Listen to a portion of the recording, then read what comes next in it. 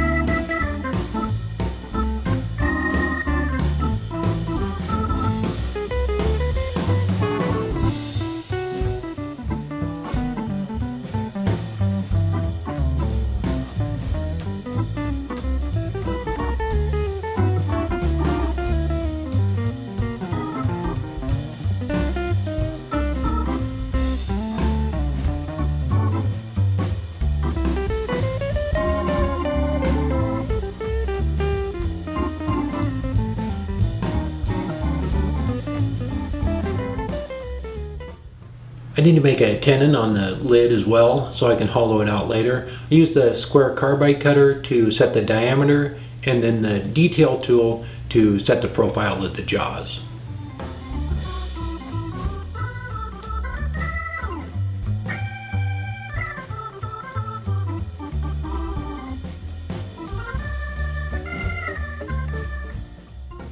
Now that I have the lid parted off, I can hollow it out, and I'm just using a round carbide cutter.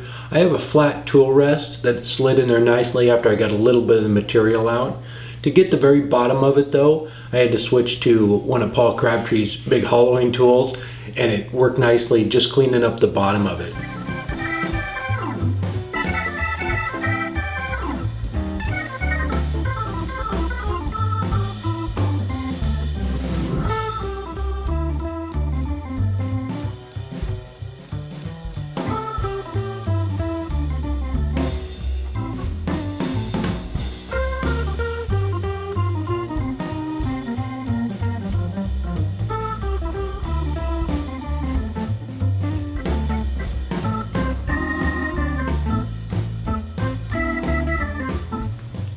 Now that I have the body hollowed out, I can start working on the lid.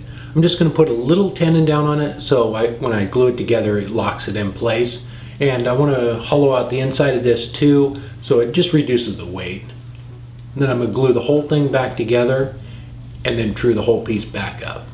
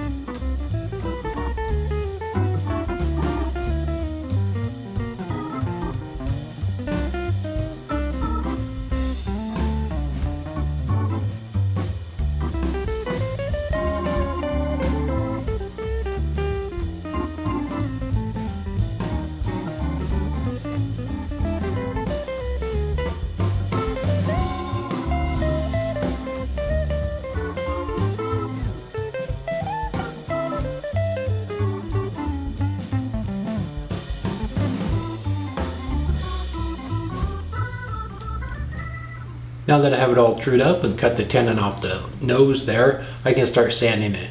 I sand with mineral oil quite a bit, and the reason I do this is to cut down on the sanding dust. I use it on all the grits. I wipe the excess off in between each grit. Something large like this where it's a little difficult to keep dipping it in the sandpaper and trying to get it on there, I just soak the whole piece down and then start sanding. And then I'll put a beeswax finish over the top of this.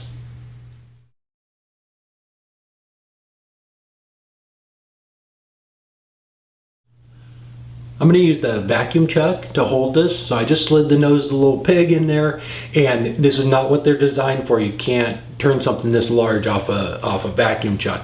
So I have the tail stuck up. I'm taking nice light little cuts on this and just cleaning it up and sanding it. But don't pull that tail stock away with the lathe running on something like this. But it actually held it really nice, trued it all back up for me, and I was able to turn the tenon off.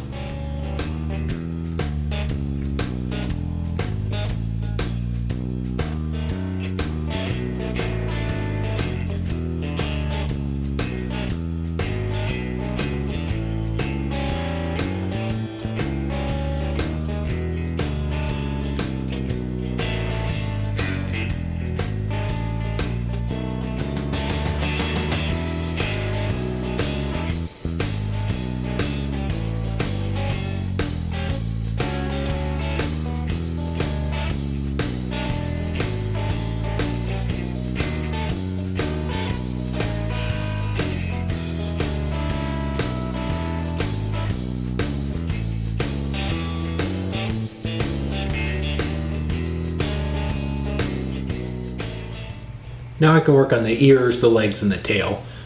I'm using a 1/2 inch spindle gouge for this. These are the ears. I'm just trying to give it a basic shape. I think it's going to look good when I cut it in half on the bandsaw, and it worked out pretty good. They look a little like little piglet ears. And then for the legs, I just put them in between centers, tried to match them up as best I could. I hate duplicating stuff. I use my calipers for that.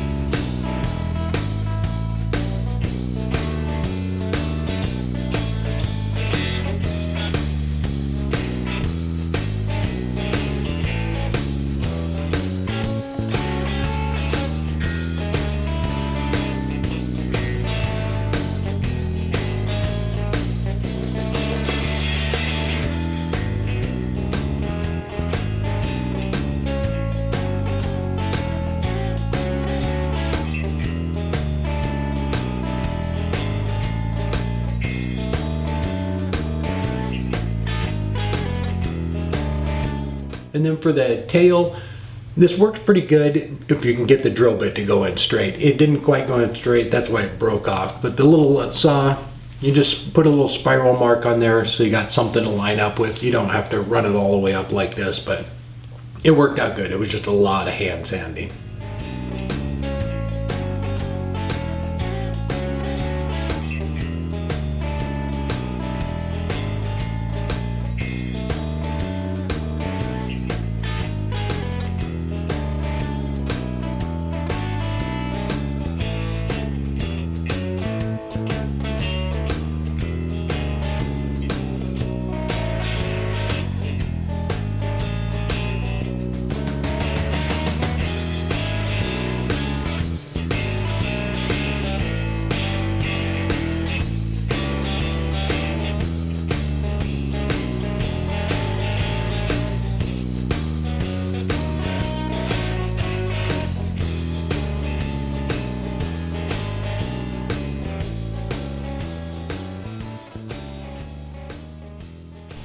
gonna put the legs and the ears on now. So I took it over on the drum sander and cupped them out a little bit so they fit on there, and I had to play around with it a little bit to get them to that curve right. And then I put a dowel in it, so I'll just drill through there for those. And when Robin's done sanding the tail, which is taking forever, I will put that on. So I'm just gonna go ahead and these are all flat on the bottom like that, but once I get them on there, I'll take the sander and flatten them out so it sits nice and level. So I'm gonna do the ears first. I want this part right here to be the top, so I'm just gonna play around with it a little bit and get them all lined up.